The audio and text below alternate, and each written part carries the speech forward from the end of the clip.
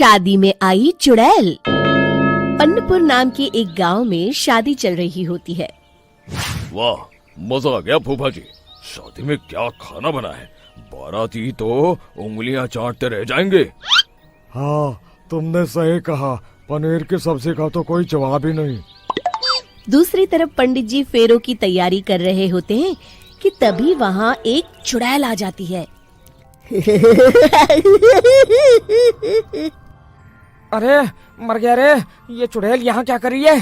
अरे दिवाकर जी, ये आपकी कौन सी रिश्तेदार है? अरे मुझे क्या पता, क्या भाग्यवान, कहीं ये तुम्हारे मायके से तो नहीं आई है।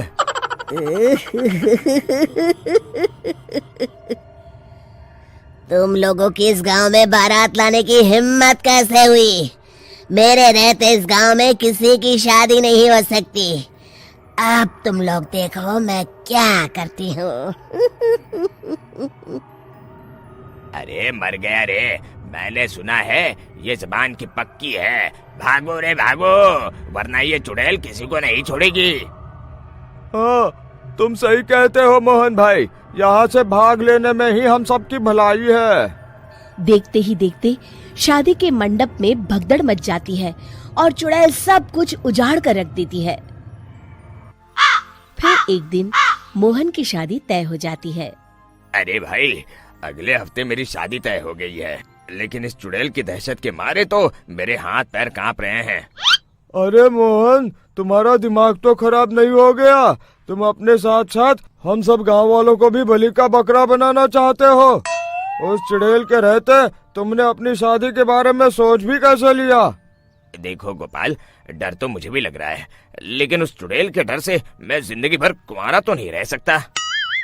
तभी वहाँ मोहन के होने वाले ससुर आ जाते हैं।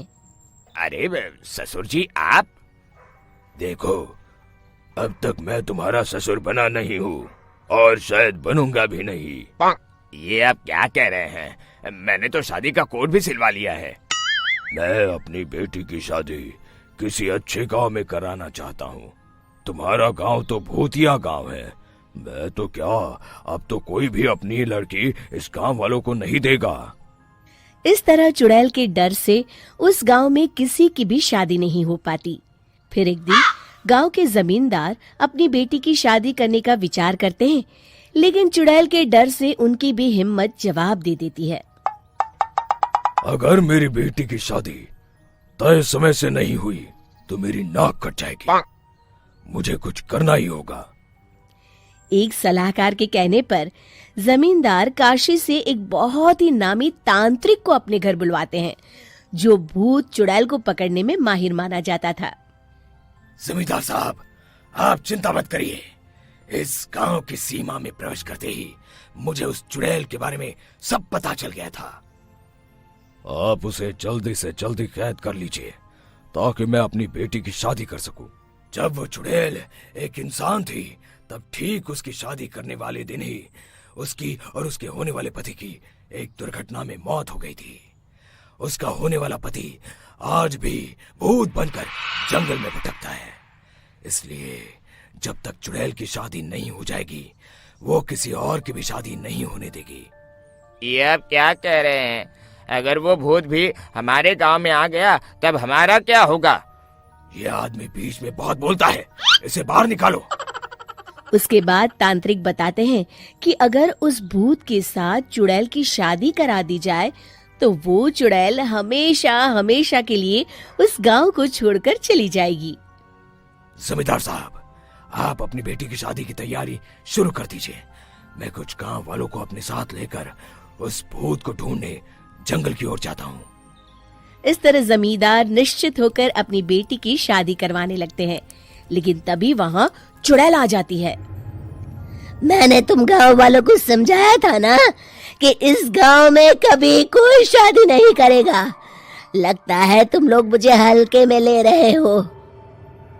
चुड़ैल जमींदार की बेटी को उठा लेती है।